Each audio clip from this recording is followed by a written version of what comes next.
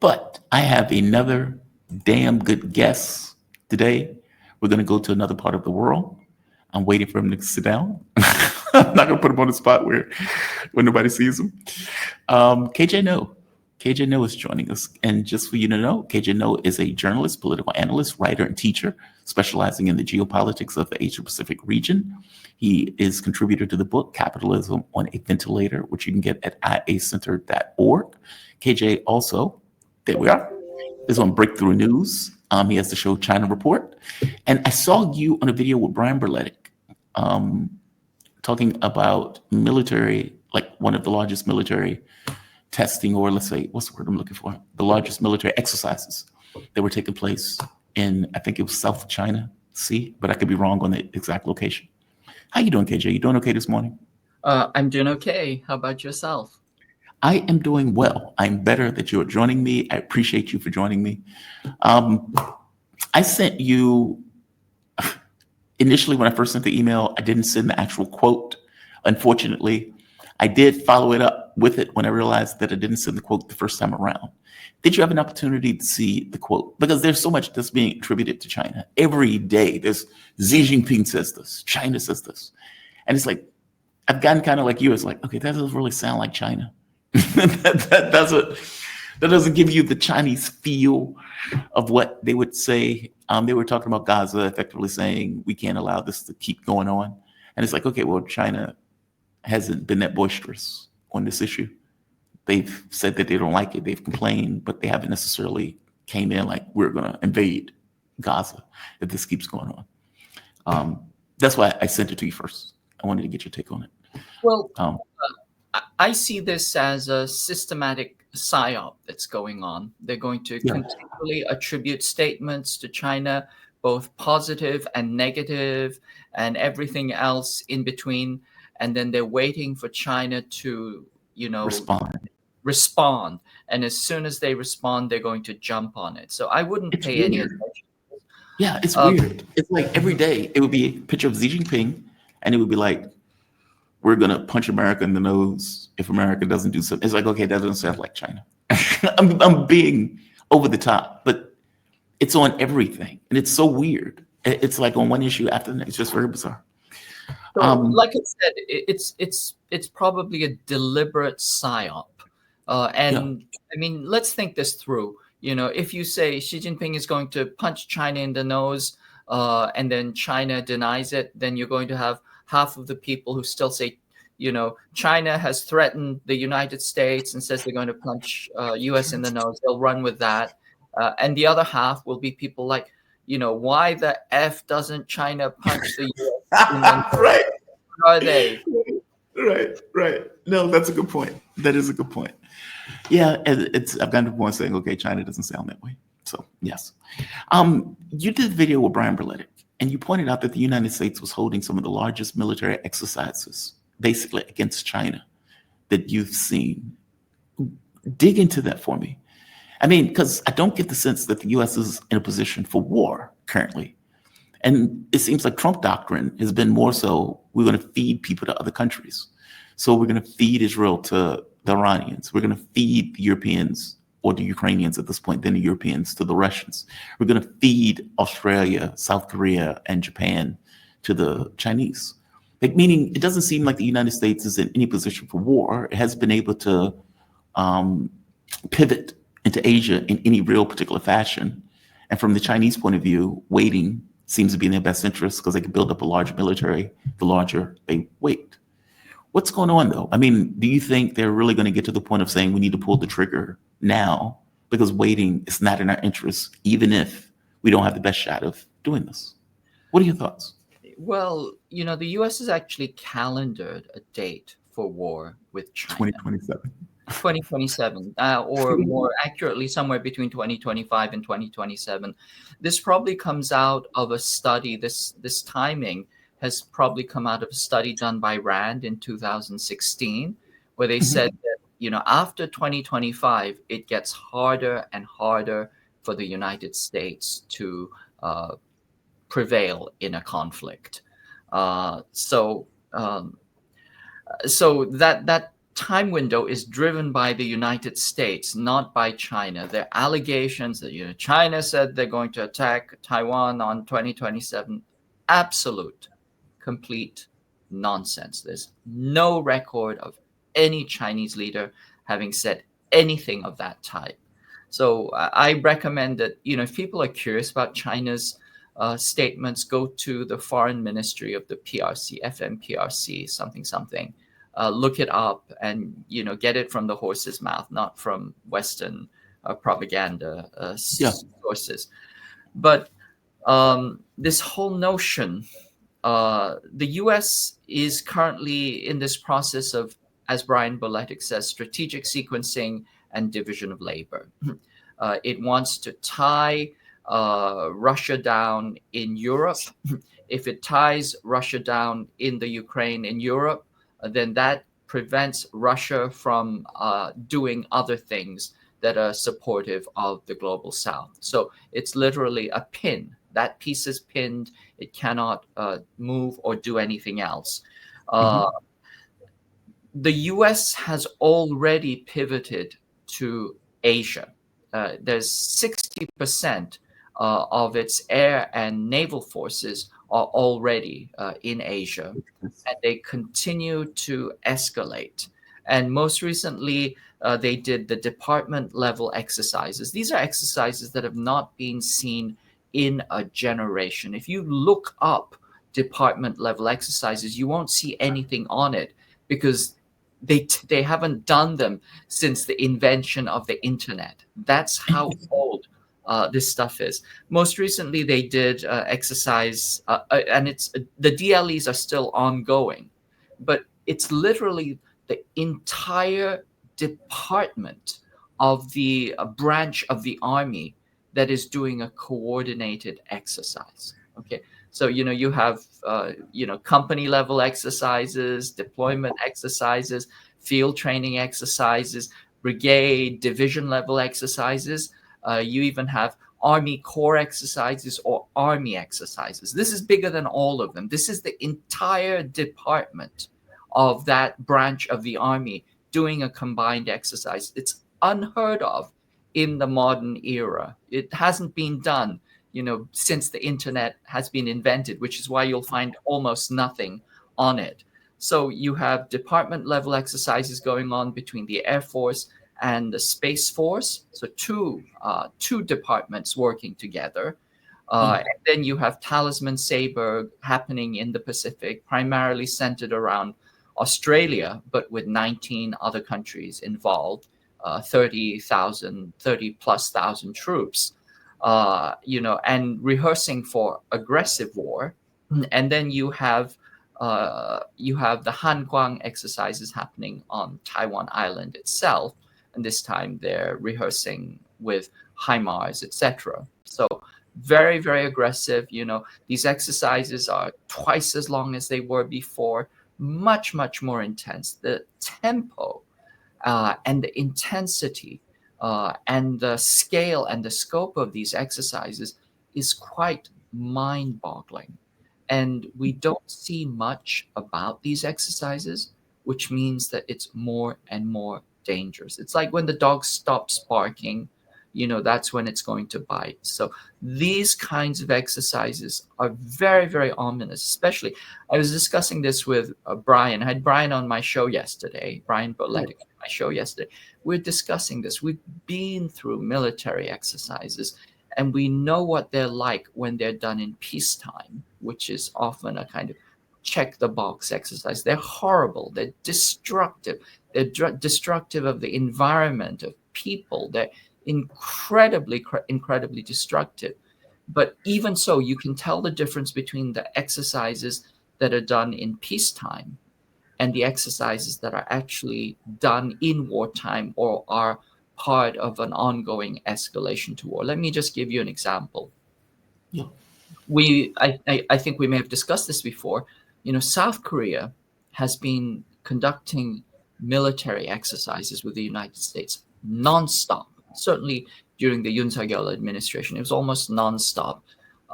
270 plus days of military exercises. Wow. Before that, it would be 1 or 2 months at most, 2.5 months. Now, 270 days of military exercises, and the pace and the tempo of these exercises so intense is that they did a live bombing exercise a few months ago. Already, the live bombing thing is a recipe for catastrophe, and they bombed a local village, and they damaged or destroyed 152 houses. 152 houses, people going about their ordinary lives, residential houses, churches, senior centers, etc. Well, what happened here? This is the kind of thing that happens in war. That is collateral damage, right? Friendly fire incidents. And it happens because the targeting is happening so rapidly that it's essentially indiscriminate. So you're seeing these kinds of incidents in the war games, which means that they're not typical war games. They are actually direct rehearsal for war. I could give many other examples. The US has been also rehearsing the capturing and transfer of prisoners of war. Now, that's something you never do in a war game. I mean, it's the last thing you do. Prisoner of war transfer is almost at the very bottom of the list of the things that you would do in preparedness for war. But the fact that they got to the bottom of the list tells you how intense, how detailed, how granular, and how tremendously, uh, accelerated these exercises are. So I think we have to pay very, very close attention to it.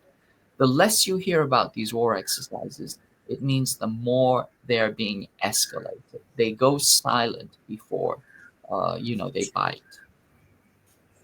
I get the sense, though, that the United States didn't trust South Korea. And I have to wonder if they don't trust them for a reason. Meaning, Yoon Suk Yeol tried to overthrow the South Korean government, which I imagine the US looked at that, as you said, very quietly, didn't have much to say about the fact that he was doing it. And on some level, I guess, A, wanted to send troops into Ukraine because they can make the argument, well, North Korea is in Ukraine, so we have control of South Korea. But on the other sense, if indeed they were trying to initiate some kind of war, then they would want control of the South Korean military. If they believe that South Korea was a willing participant in this, then what was be the point of overthrowing South Korea's government? I guess what I'm asking you is it's possible that many of these states aren't willing actors. That, yeah, we'll do the exercises. Yeah, we'll go through the motions. But all things being equal, when it comes down to it, and we need to feed you to the Chinese, they don't trust these governments to fall in line. Or what are your thoughts? That's fanciful thinking. Not at all. I think that's a pretty good analysis, but it's not so much the governments. The governments are under tremendous pressure. Now, let me caveat that by saying that currently there is Lee Jae-myung, who wants to balance against the United States. He wants to Right. balance with China, or balance to China. So he is probably not going to be a willing participant in a U.S. war against China. In fact, one of the things that we're starting to hear is a demand for the return of operational control of South Korea's troops to South Korea. If you recall, in a previous interview, we discussed the notion of OPCON. The U.S. has operational control over South Korea's military. It's had it since 1950. In fact, in the almost 80 years, less than 75 years that South Korea has had a military as a quote sovereign state, it has had control over its own military for only about 13 months. The rest of the time, it has been under U.S. operational control. U.S. tries to, kind of put a fig leaf on it by saying, "Oh, we don't have full operational control. We only have wartime operational control." That's a nonsense statement. It's like saying Yeah. we only control the car when it's being driven. We only Yeah. control it when it's on the road. You get to control it when it's in the garage. No, you're not. It's not your car. You're just the maintenance people. If you're just if the only control you have of it is when it's in the garage. So South Korea is trying to get back OPCON. The South Korean people certainly don't want to be fed to the wood chipper. And the US is very, very unhappy about the new Lee Jae-myung government. In fact, one of the high-ranking former US diplomats recently went to South Korea. His name is Morse Tan, and he alleged that that Lee Jae-myung, the new president, had stolen the election with and by and on behalf of China, and that essentially it's a Chinese government. And then he, said a lot of defamatory things about the president himself.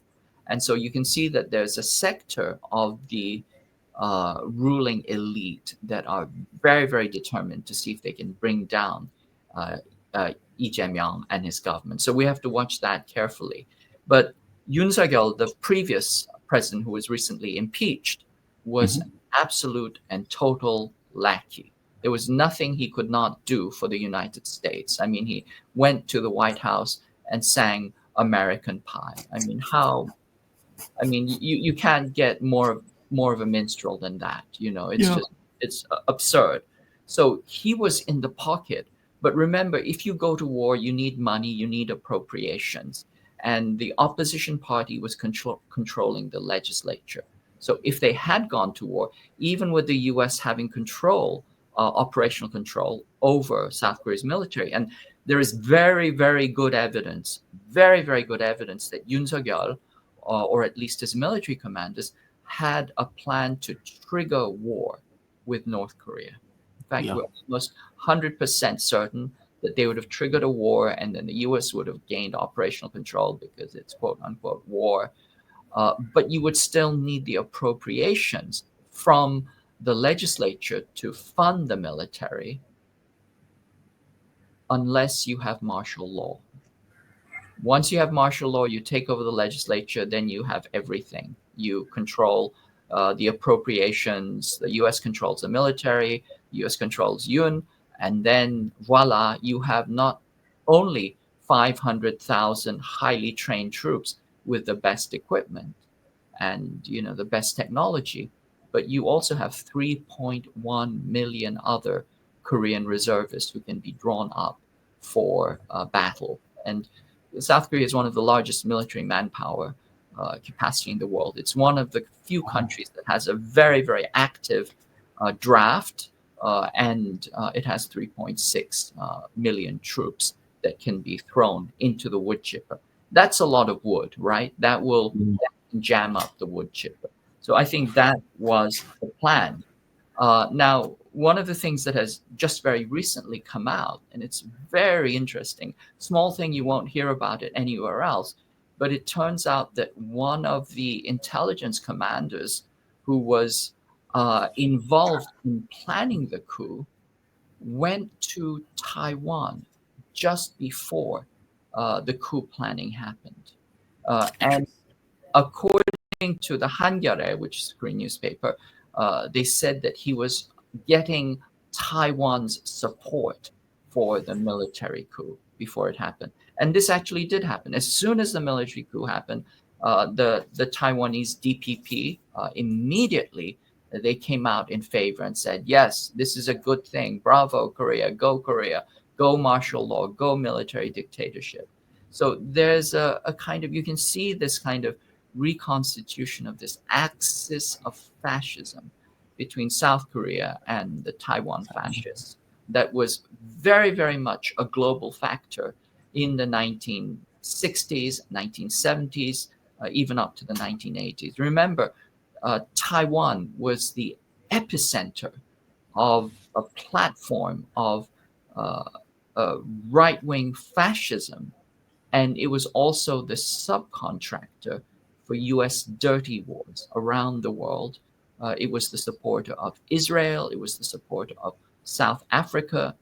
It supported anything that was dirty, illegal, and so dirty and so illegal that even the CIA had to wash its hands of it. That is what Taiwan Island, the ROC government did. Do you recall Air America? Yes, Air America was the radio station. no. Oh, That's another. Air America was the CIA's private airline. oh, okay. Right. It was the CIA's private airline, and it's one of the ways that they trafficked drugs out of the Golden Triangle Okay. into Europe and around the world. This is how they funded the dirty wars and the ongoing wars in Southeast Asia through drugs. That Air America was technically it was the civil airline of the Taiwan government, of the ROC government. Wow. It was their airline. So these ties go back very long and very closely. Also, when the U.S. ran the Iran Contra affair, Hmm. it I was live in. yes, Iran Contra affair was run out of the World Anti-Communist uh, uh, Congress, and that was also centered in on Taiwan Island, and of course the dirty wars against Latin America. In the United States, you had the School of the Americas, but Right. in Taiwan Island, which was almost a finishing school for the torturers and the death squads, this was held in Taiwan. So this was the Peitu Political Warfare Academy, military cadres warfare academy, and the U.S. would send its death squads to Taiwan to get Train. to get the military training in counterinsurgency, essentially, terrorizing the population. So people like Roberto D'Orbisson were trained in Taiwan Island, and if you talk to people who went there, they say, well, what did we learn? We learned unbridled cruelty. So you can see there's a kind of axis of fascism. The Ukrainian fascists were also supported by the World Anti-Communist Congress on Taiwan Island. The Israelis were supported by the ROC, the Taiwanese, etc. So there's a kind of a congealing of these underground networks of global reaction and fascism. And one recent example is South Korea's intelligence chief going to Taiwan and notifying that he's going to initiate a military coup before anybody else knew. So you can see that there's an underground coordination. Is there? So we're talking about the Philippines, South Korea, Japan. Um, is it and Taiwan effectively as a way Yes. of trying to surround China? Does China have any allies in the region? I mean, North Korea will probably assist, I think, but is there anyone else in the region that is either Well, neutral Russia, or not? Russia. Well, certainly Russia is a strong ally, and remember, China has Yeah, thousands of miles of border with Russia. So right, Russia and China are strong allies. Certainly, China has a formal military alliance with North Korea. So a right. war on North Korea, a war that uses North Korea as a trigger, is also a war with China. And it's also a war with Russia because North Korea has a mutual defense treaty with Russia. So China doesn't do military alliances. The only military alliance it has, the only mutual defense treaty it has, is with North Korea. That's the But only. that effectively kicks off a world war at that It point. effectively kicks off a world war, which the South Koreans don't want because North Koreans and South Koreans are simply family. It's an artificial division that was created by the United States, just as the United States divided Vietnam into North and South. That it's divided, all these countries into split versions that are supposed to be fighting itself. Um, Pakistan is a strong ally. You know, uh, Yes. Cambodia is a strong partner, etc. So all over Southeast Asia, China has strong partners, but they're not so much military allies as they are economic partners, countries that they have comprehensive strategic agreements. Sometimes they have strong party-to-party relations, for example, between the CPC and the CPV, etc. But it's the game board is much looser and more heterodox than we imagine it to be. As I've said before, these are weak connections, but they're like the weak hydrogen bonds of water. Water can be very powerful, but it's not, congealed as ice. It's currently in its liquid state. What is the fault lines with these countries? I get Taiwan. Effectively, they wanted to be the real China, despite the fact that they're a tiny island off the coast of this massive landmass. I get Taiwan. The Philippines, the Japanese. I guess the Japanese, the issue goes back to the Second World War also, where they effectively lost to China. And I guess the United States is military, like occupying. But I don't. I mean, am I wrong in getting the sense that, okay, explain the fault lines to me. I'll just ask the question flat out.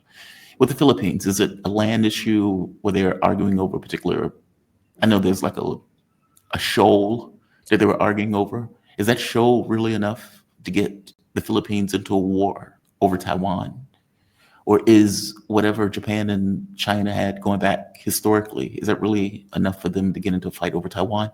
Meaning, it's one thing if you and I have an issue. It's another thing if somebody else has an issue that I am joining in on. The joining in on is weirder, especially if it doesn't necessarily affect the issue that I have with you directly. But it seems like all of these countries are willing to join in on something that doesn't affect them directly. It's just odd. Well, I mean, the first distinction I'll make is that it's not that the countries themselves want to join in, but that they have captured leadership. So South Korea, not so much right now. We'll see how long Lee Jae-myung can resist and whether he can be corralled into being, a subaltern. Yeah. But certainly Japan and the Philippines have captured leaders. Regarding the Philippines, some people say that this has to do with Bongbong Marcos. He's the son of the dictator of the Philippines, Ferdinand Marcos. And Ferdinand Marcos, was a kleptocratic dictator who was in the pocket of the United States. And there are probably tens, hundreds of billions of wealth that had been squirreled away in the US and elsewhere that is currently under some kind of, control that Bongbong Marcos would like to get back. So he may have a reward waiting in store, or it may be on the way anyway, if he goes to war against China. The thing to notice is, the Philippines is an incredibly impoverished country. It has a life expectancy which is shorter than North Korea, despite being Really? yes. And if you go to Manila or any of the urban slums in the Philippines, you'll understand why. So its life expectancy is shorter than North Korea's, despite having a GDP which is about 100 rankings higher than North Korea. So it's in a very, very bad state. It needs to do what China is doing, which is, lift up its people and pivot towards a peace economy. But no, they're going along with the US agenda for war. The trigger point or the flash point is the South China Sea. And the Philippines have concocted this fraudulent claim to islands in the South China Sea based on essentially either colonial claims, that is, they claim that they claim what the colonists claim, or more recently, there was a Filipino adventurer who saw some uninhabited islands in the South China Sea, and he claimed that those islands were his on the basis of this colonial doctrine called terra nullius, meaning, it's uninhabited land, therefore it's mine. It's mine. I inherit. And he declared himself a sovereign state in the South China Sea called he referred to it as Freedom Land, called it Freedom Land. He said, "I'm the king of Freedom Land." It's like something out of the Little Prince or something. It's kind of absurd. But what the Philippine government did was they arrested him because he was impersonating Filipino government as well, and then they forced him to sell Freedom Land to them for $1. And so, Ouch. and that is the Filipino claim to the South China Sea, or those particular islands of the South China Sea. The thing is, and this is really important, Jamal, to understand, is that the Filipino claims these islands based on partially EEZ claims, the Mhm. exclusive economic zone claims, which extend 200 kilometers out from the shore of the country. And this is a regime which comes out of the United Nations Convention on the Law of the Sea, which was ratified in the 1990s. Really important thing to understand is that UNCLOS was really it was really captured by the Western imperial states, and it was written in such a way as to preserve the power and privilege of the colonial states. So as the world was decolonizing and the colonial states were starting to lose these large colonies that they had in the global south, Indochina, Africa, the Caribbean, etc., they pushed through this agenda on UNCLOS, which said that countries had vast ocean territories. And so, because of that, the colonial powers, despite retreating from the land, and they still have colonies, the French still have, the Dom Tom, etc. They still have colonies abroad, but Mhm. they had to give Yeah. they had to give up most of those colonies. They no longer control Indochina, right? But what they did was they created a regime whereby the small colonies they continue to hold become the holders of vast amounts of ocean territory. And so, which country has the largest EEZ on the planet? You ask me, I would imagine Philippines, if this is the context of the conversation we're having, or Not Taiwan, quite, maybe. not quite, but archipelagic states generally tend to have large EEZs. The country with the largest EEZ is France. France has the Are largest. you serious? I'm not kidding. Yeah, I mean, you look at France; it has a tiny little strip along the Atlantic and the Mediterranean. That's Yeah. the coastline that it has. But if you actually look at the EEZ claims that France has, it has the largest EEZ on the planet. So Interesting. it's probably somewhere on the range of, I think 11, 11 million square kilometers. Okay. And then after, That's outrageous. I'm sorry. Go ahead. Please continue. well, yeah. So after that is the United States, and the United States has a massive EEZ. Why? Because it controls these tiny, tiny islands in the Pacific. But these tiny islands give it vast control, or the vast claims to the ocean. So these are Mhm. like little pebbles in the ocean, but it gives it vast control over the Pacific. And then China is way down the line. It is probably like 1/10 of the EEZ claims that France has. So, China is not even in contention. But the thing to understand is that the EEZ regime is really, in my opinion, and I think I can back it up, it was really a way for the Western colonial powers to continue to control the planet.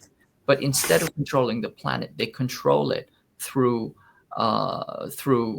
ocean territory. That is, if you control the oceans, this is Alfred Thayer Mahan.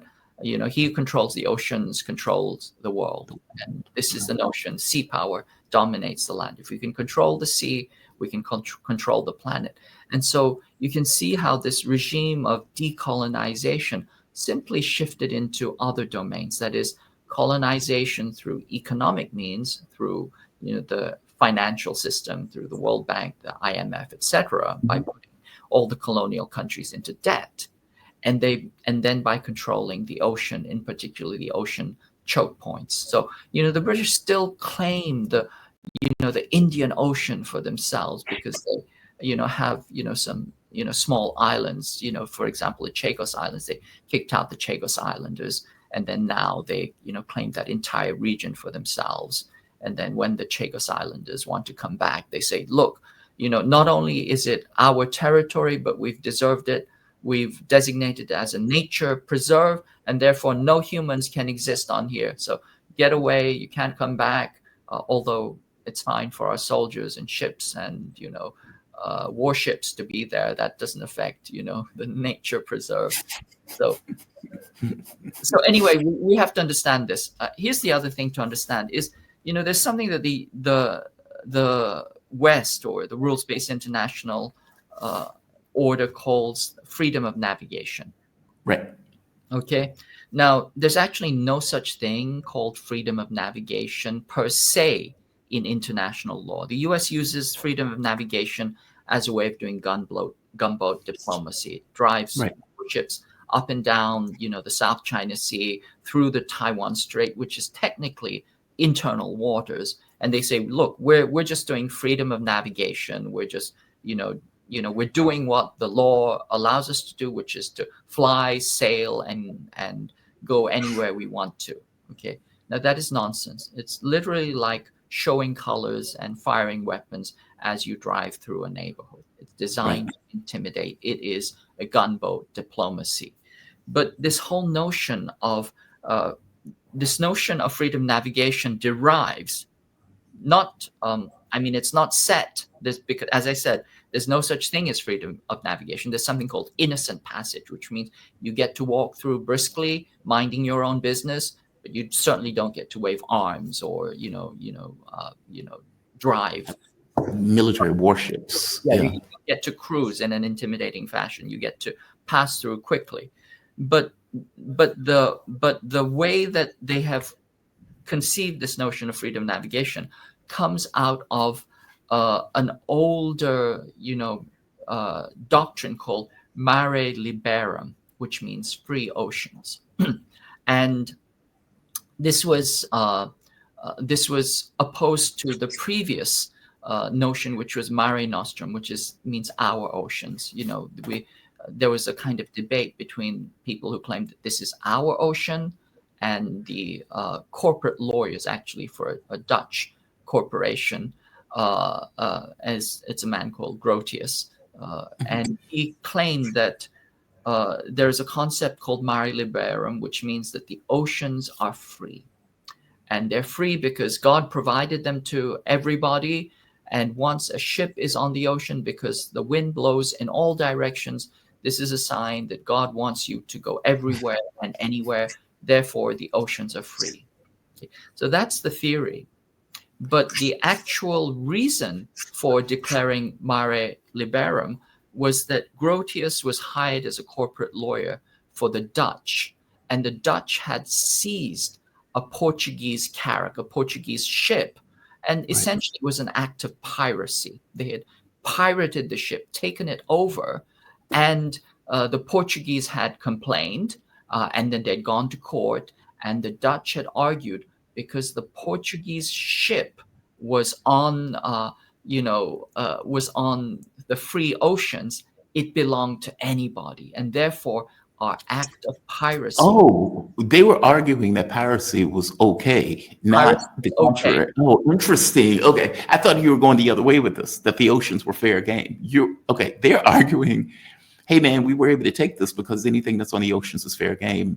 They were fair game. Yeah, see, I was going to agree. Yeah. Believe it or not, I kind of agree with that. Like, even in the Philippines thing,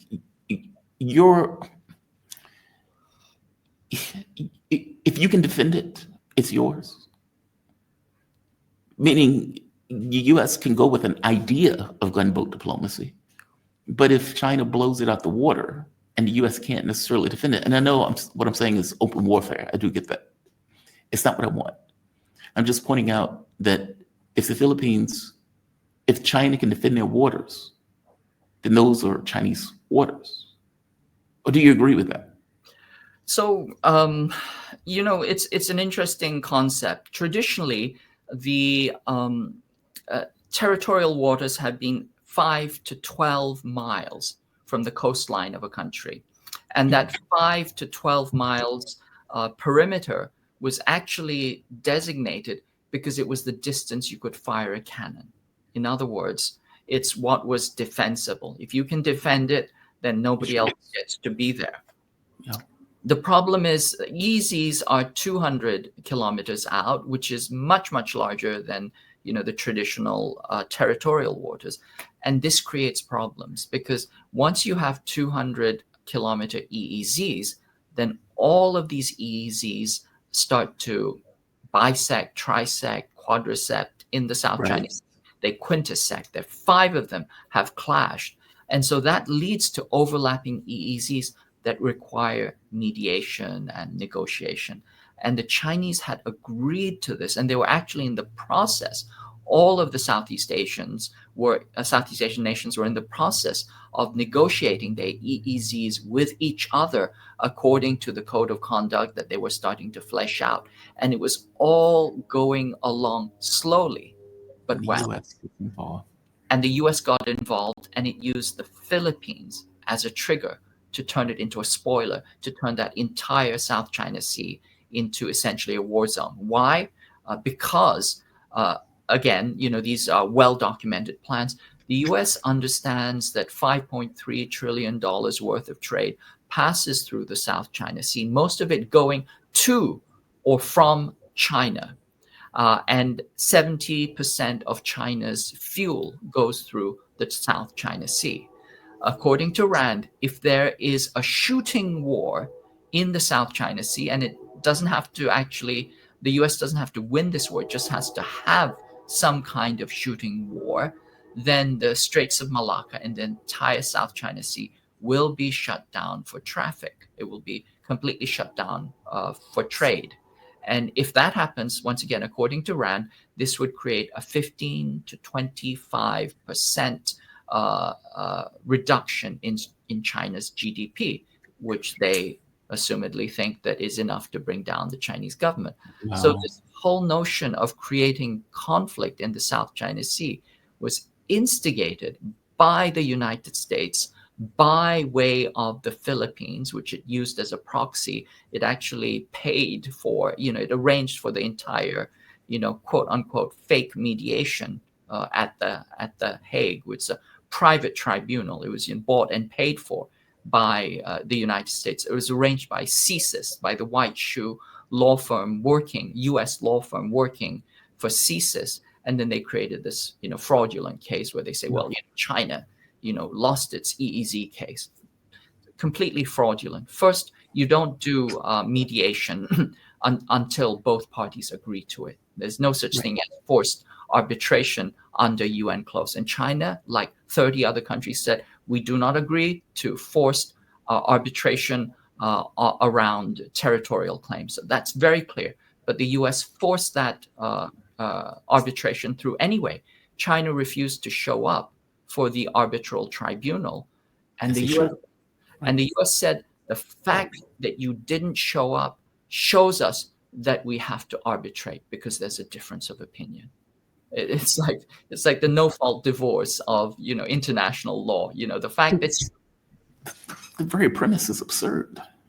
It's very absurd. But anyway, China didn't show up to the arbitral tribunal, and they never presented a defense. And so the US, or in particular Anglo hotshot lawyer, he presented both the case and its counter argument on behalf of China. And then guess what? They won the arbitration. Okay, they won the arbitration, and they said, China has no rights to the South China Sea. The problem is the United Nations Convention on the Law of the Sea does not get to decide who owns which land territory, because it's precisely about that. It's about ocean territory. It is not about land territory. And in international law, land territory determines what your ocean territory is. So you don't get to decide An ocean convention does not get to decide, whether, the Philippines belongs to the US or Japan or Spain. Right. It's outside of its bounds. So, but it was very, very cleverly engineered. It's one of the, in terms of sheer deviousness, it's very, very cleverly engineered. But, hey Yes. Jay, how is this? I guess I don't know why would that ever be accepted? Like if I needed, say for example, if I wanted, I want your car, I need a car, and I say I am holding a hearing on June 5th to discuss getting access to your car, and you say you're a stupid idiot, this is my car. I'm not negotiating with you over something that you have the judge, you have the jury, you've effectively rigged what seems as a veneer of a process, but you're the one that's running the process. So no, I'm not going to show up. This is And exactly then, China's position. They say we don't show up and we don't accept the arbitration. Okay. right, So that's what I mean. It makes no sense. Like, why would it ever be accepted? because so I mean, this is a bought and paid for tribunal. It is not an international court. It is a Exactly. private court that you can rent. It just happens to have an office in The Hague. But the US, having won the case, then ran with it in the Western media, saying, China has refused to comply with the ruling of this UN tribunal. It's not UN. It has nothing to do with the UN. It's not an international tribunal. It's a rent-a-court. They're renter lawyers working for a rent-a-court, and they claim they won in it. But it was a propaganda coup. Okay. Now, Right. the analogy of the car is very, very apt, because the Chinese claim that they have had this car for generations, that they've had this car for thousands of years. It's a family car. And what the Filipino or the US lawyers said, it's a very clever argument. It's like they took the car and they said, look, let's look at these tires. There's air in the tires. Now, who does the air belong to? Oh wow.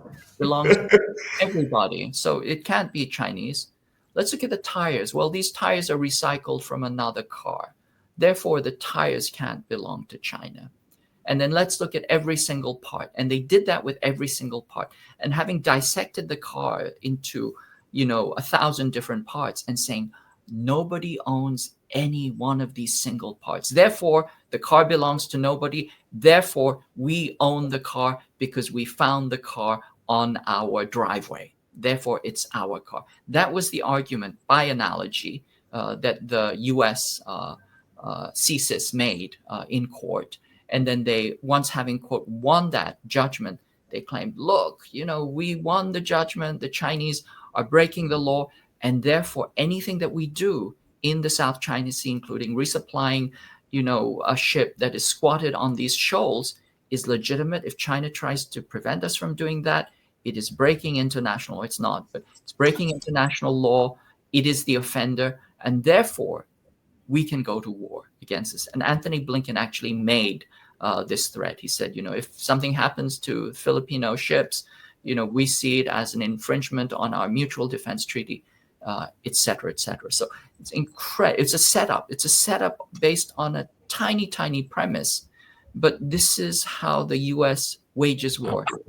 I mean, this is a very skilled propaganda operation. Yeah, but see, for me, it goes back to the original assessment. You own it if you can defend it. Like, I don't care. Meaning, look, I don't care what they say. Meaning, if I'm Iran, if I am a sovereign nation, I don't care. They can come up with any propaganda exercise that they want, and they can sell it to their other Western audience. As I keep pointing out, China, Russia, Iran, they are never going to get an honest reporting. If Russia cures cancer, they're going to write a dirty headline about them curing cancer. So if I am one of these governments, I don't care. That's the position that I'm in. That's the position that I thought Iran should have been in. That's the position I thought Russia should have been in. If I can never get a positive headline out of a Western paper because they're being dishonest and they're effectively working at the behest of the government, then why am I trying to do so? I need to be able to defend my territory. That's it. If the Philippines is claiming territory that belongs to me, I will try to negotiate in good faith. I will try to come up with a resolution that doesn't involve military force. But at the end of the day, I preserve the right to defend my territory. And again, if I can defend it, it's mine. That's the way I look at it. That may be a hard ass position. I'm an American, right? And so It's a the U.S. realist. It's a realist position, Jamal, and Yes, it's the it's idea a that realist. might makes right? And Oh, I don't want to say that. I don't want to go that far. But Mhm. if it's, I don't want to go that far because Okay. that can be used to justify pretty much any military activity, right? Right. But So we're on this a slippery slope right here. yes, But there's a part of me that I would say many people would agree with you. I mean, perhaps even in Chinese culture, if you look at the Chinese character for country, it is essentially a boundary. It's a square boundary with a mouth and a spear. In other words, if you can defend the mouths, in your boundary with spears, with military force, you have a country. If you don't have that, right, you have nothing. Okay. right, So I do think there is a kind of realist conception that you have to be able to back up your claims with force. Now, the thing is that the South China Sea is claimed by five parts of the South China Sea has claimants from five different countries. The EEZs lap over 3, 4, 5 times. And so it's not simply a matter of saying we're going to take this because then everybody else will bandwagon against you. You right. really need to find a way to negotiate with everybody. And ultimately, I mean, this is my opinion, the entire regime of EEZs and the UN clause needs to be re-examined and to Yeah, be brought back under control because it really has been a way for the colonial powers to claim vast amounts of ocean territory so that it can control ocean choke points and therefore continue to dominate the world. So I think that has to be done as part of systemic decolonization that is, 500 years overdue. That has to be reexamined. And in the meantime, I think the best that you can do is negotiate with the parties on a amicable basis. yeah. China, the worst thing that China has done is spray water at Filipino ships trying to resupply a ship that is squatting, a Filipino warship that's squatting, the shoals. But I mean, if China were to go the way of Indonesia, Indonesia has fired on and sunk 500 ships from other countries. Have they? Oh, They so have. they're serious about. They're I mean, serious. look, I did say negotiate in good faith, Yes. but if that fails, Oh, Indonesia doesn't bother to negotiate. It fires on them, takes them over, and sets them on fire. It's what? over 500. Oh, what? Yes, and everybody gets in a tizzy if China sprays water, but Indonesia sinks Indonesia has been 500 ships. firing and taking and burning down ships. They are 500. not effing around. They're not messing around. The thing is that territorial, when countries start to fight over ocean territory, it gets really intense. It's like a hockey game. Yeah. People who expect this to be, a genteel board game are misguided. Not so much. Once you get in the ocean, countries ram each other. It's like a hockey game, and Wow. even European states have gone to war with each other over abutting ocean territory. You have the Cod Wars and things like that. The Scandinavians and the British and the Europeans, they've all fought with each other in the past decades, fired on each other over the past decades over fishing rights in contested territories. So compared to that, China has been an absolute, Boy Scout in the Yeah. South China Sea, despite Oh man. all the provocation. But this is not what you hear in the Western press. China's threatening everybody. No, it's been trying to negotiate with everybody. In fact, yeah, I mean, that's the Chinese want to negotiate because they see that this is the only way forward. KJ, that is a fantastic breakdown. I There are times where I just can just sit here and listen and learn. This is one of those times. That is fascinating. That's wow. That is fascinating. Yeah, the U.S. plays spoiler, and they look for fault lines. That's why I asked, "What's the fault line? What's the thing that they're using to drive that wedge?" And that seems to be what it is: either Taiwan, or either the sea, or either in the Ukraine's case, we're knocking over the government. That seems to be our actions. They're KG very good man, at they're very good at it. They're experts yes, at it, and they're experts at the PR and the propaganda around it. Once they've triggered, it's all about creating division and emphasizing quote identity politics. Creating divide and conquer, and they're getting different parties to fight. And then once they're fighting, sitting back and swooping letting it in go. uh, Yeah, when it's convenient. So this is the strategy of empire, and of course, if countries shouldn't fall prey to that, and of course, countries that are subject to that should really consider, whether their comprador governments have any legitimacy. This is the problem. So very briefly, you asked about the Philippines, about Japan. Japan, as I've said before, they're unrepentant militarists from 1945. The US put them in, the CIA put them into power. It was a consortium of the Yakuza, the gangsters, the yeah, militarists, and the corporations. That's what runs Japan right now. Right now, the LDP, the ruling party, is just facing lost. trouble. It's going to face some serious trouble. So once again, the center seems not to be able to hold. Just as Korea, it seems like there's some turbulence happening there. We'll see what happens. But Japan has been strongly a U.S. quisling for the longest time. Go ahead. Well, the prime minister just stepped down in Japan, and the ruling party just lost. Yeah, I could have swore I saw the report that say he just stepped down. Okay, I'm probably you're ahead of me on that piece. But if that's the case, that will be very very interesting. Yes, I heard there is the right wing party which is gaining ground against the traditional ruling LDP. So right here, Japan PM said he'll quit as soon as this month. 10 hours ago, Bloomberg, embattled Japanese Prime Minister Shigeru Ishiba is set to announce his intention to resign as soon as this month. Okay, so yes. So yeah, so you're right. The LDP has just lost, and so that is a big tectonic shift in Japan, just as Korea was a big tectonic shift. Although Ishiba was a very very interesting character. He was actually a good representative of the Japanese militaristic agenda, because he Yeah. said to the United States, it's fine. You can have bases on our country. We welcome U.S. bases on our country. But in terms of reciprocity, we should also get to have Japanese bases on U.S. soil. Oh, that would never happen. We do not allow other military bases on our soil.